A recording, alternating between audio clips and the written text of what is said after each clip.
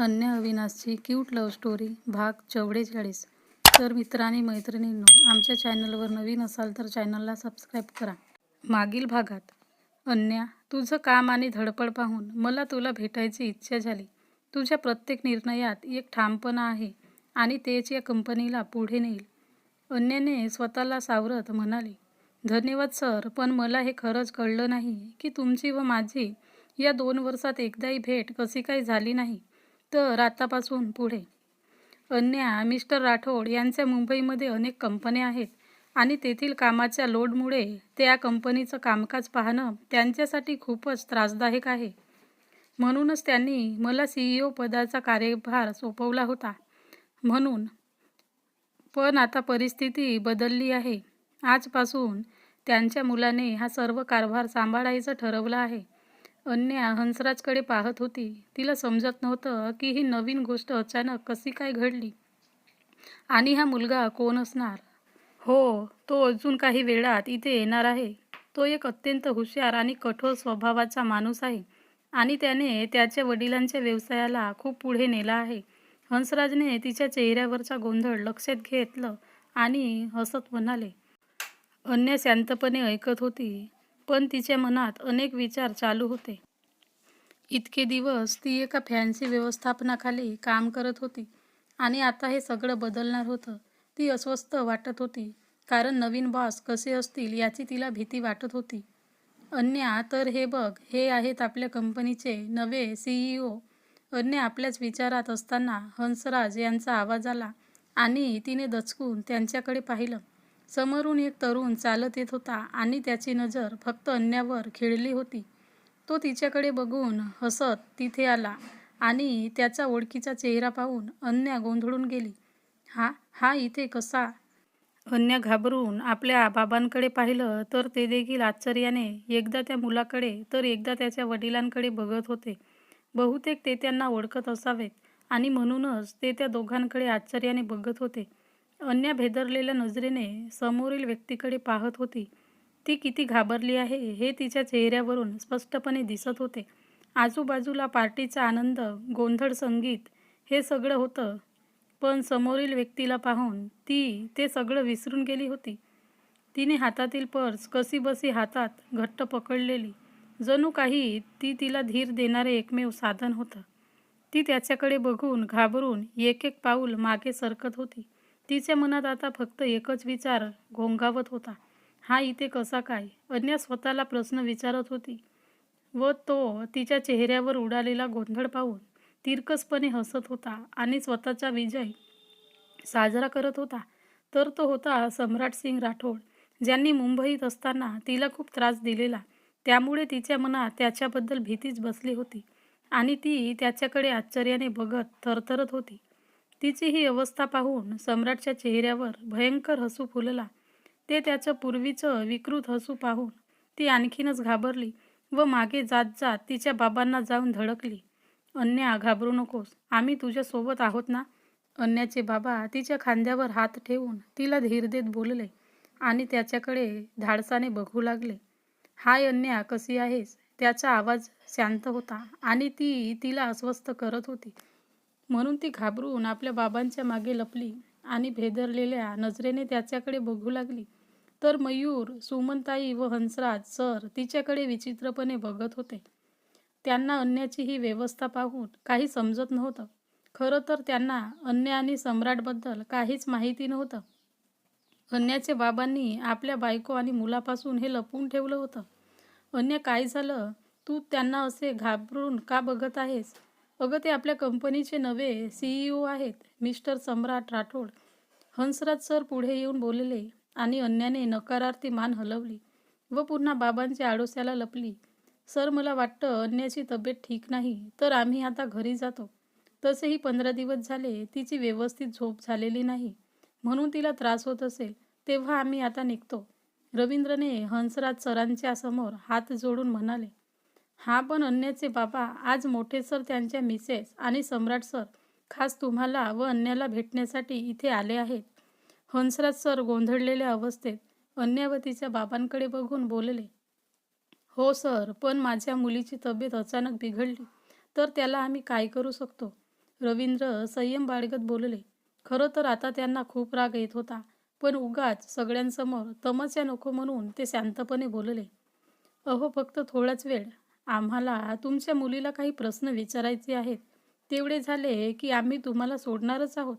सम्राटची आई म्हणजे निशा पुढे येऊन थोड्या थोरातच बोलल्या. पण मॅडम, माझ्या मुलीची तब्येत बरी नाही, तेव्हा आम्ही येतो. अन्याचे बाबा मोठ्या आवाजात बोलले आणि त्यांच्या तीव्र आवाजाने तिथे जमलेल्या सगळ्यांचे लक्ष त्यांच्याकडे वळले. वातावरणात तणाव जाणवत होता आणि पार्टीतील गोंधळ शांत झाला होता. तर लेडीज अँड जेंटलमन, हे आहेत आपल्या कंपनीचे नवे CEO मिस्टर सम्राट राठोड. आणि हो, मोठे सर आणि सर मॅडम यांना तर तुम्ही सगळे ओळखतच असाल ना. हंसराज सर पार्टीत उडालेला गोंधळ सावरण्यासाठी अनाउन्समेंट करत बोलले. तिथे उपस्थित असलेल्या जुन्या कर्मचाऱ्यांनी हसून आणि टाळ्या वाजवून दुजोरा दिला. त्यांना त्यांचा परिचय होता. मात्र नव्याने आलेल्या कर्मचाऱ्यांनी आश्चर्याने आणि थोडं कुतूहलाने त्यांच्याकडे पाहिलं. त्यांच्यासाठी ही अचानक झालेली ओळख एक गूढ सत्य होतं. तर अन्याच्या चेहऱ्यावरील अस्वस्थता सगळ्यांच्या मनात नवीन प्रश्न उपस्थित करत होते. तू पाहिलंस का? नवीन सरांना बघून ती अन्या कशी घाबरून लपली आहे. ती एवढी घाबरली असेल. बरं, नवीन सरांना ती पूर्वीपासून ओळखत असेल का? तिथे जमलेल्यांपैकी एक जण बोलला. हो, म्हणूनच तर फक्त 3 वर्षात तिने एवढी प्रगती केली आहे. नाहीतर आम्ही 10-15 वर्षे इथे काम करतोय, पण आमचं प्रमोशन काय, साधा पगारही वाढला नाही. आणि ही फक्त 3 वर्षातच जनरल मॅनेजरच्या पोस्टपर्यंत पोहोचली कशी? तिथे जमलेले आपापसात कुजबूज करत होते आणि वातावरण शांत व संगीत बंद असल्याने अन्याला ते स्पष्टपणे ऐकू येत होतं. काय खरंच हे लोक बोलतात असंच असेल का? सम्राट व त्यांच्या घरच्यांनी मिळून मुद्दामून हे सगळं केलं असेल का? पण या 3 वर्षात कोणीच कसं मला या कंपनीच्या खऱ्या मालकांबद्दल सांगितलं नाही. हंसराज सरांनी तर सांगायला हवं होतं, किंवा बहुतेक ते देखील या नाटकात सामील असावेत. म्हणूनच त्यांनी माझं प्रमोशन केलं असेल का? आसपासच्या लोकांचं बोलणं ऐकून अन्याच्या मनात विचारांचे प्रचंड वादळ उठलेलं व ती आपल्या कानावर हात ठेवून उभी राहिली. कारण आता तिथे जमलेले सगळेच नाही नाही नाही ते बोलत होते आणि त्यांचं बोलणं तिला ऐकू वाटत नव्हतं. माफ करा अन्याचे बाबा, पण मला आता सगळ्यांना खरं काय ते सांगायला हवं. नाहीतर उगाच लोक आपल्या मुलांबद्दल वेगवेगळ्या अफवा पसरवतील. आणि तुम्हाला तर माहीत आहे ना, न्यूजवाल्यांना तर एवढेच हवे आहे. हे लोक बाहेर जाऊन काहीबाही बोलतील आणि आपल्या मुलांच्याबद्दल वेगळीच काहीतरी पेपरात छापून यायचं. निशा पुढे येत नाटकीपणाने बोलत होती. हे बघा मॅडम, अन्याचे बाबा हात जोडून काहीतरी बोलत होतेच. अन्याचे बाबा, आम्ही आमच्या मुलासाठी सम्राटकरिता तुमच्या अन्याचा हात मागत आहोत. निशा पुढे येत बोलल्या आणि रवींद्रचा चेहरा एकदम लाल झाला. त्यांचा राग आता अनावर झाला होता. त्यांनी रागाने सम्राट आणि त्यांच्या आईकडे पाहिलं. ते पुढे काही बोलणारच होते तेवढ्यात मिस्टर राठोड पुढे झाले आणि ते अन्याच्या बाबांच्या गळ्यात पडले व हळू आवाजात बोलू लागले, म्हणजे धमकी देऊ लागले. हे पहा रवींद्र, तुम्ही तर मला ओळखतच आहातच. मी हे सगळे शांतपणे हँडल करू शकतो. पण तुम्हाला माझ्या मुलाचा राग माहीतच असेल. त्याने बाहेर सगळी अरेंजमेंट लावली आहे. बाहेर त्यांनी आपली माणसं तैनात केली आहेत. जर तुम्ही इथून निघून गेला तर ते तुम्हाला जिवंत सोडणार नाहीत. आधीच त्याने 3 वर्ष तुमच्या मुलीची वाट पाहिली आहे. पण आता नाही. आता जर त्याच्या मनासारखं नाही झालं तर तो काय करेल हे मला सांगता येणार नाही. शिवाय पुढे जे काही होईल त्याला मी जबाबदार असणार नाही. सम्राटचे बाबा हळू आवाजात धमकीवजा सूचना देत होते आणि त्यांचं बोलणं ऐकून अन्याचे बाबा चांगलेच घाबरले. त्यांना सम्राटबद्दल सगळं काही माहिती होतं. त्याच्या बॅकग्राऊंडबद्दल माहिती होती. तो काहीही करू शकतो आणि काही नाही याबद्दल माहिती होती. म्हणून ते थोडे शांत बसले व अन्याकडे पाहून नकारार्थी मान हलवले.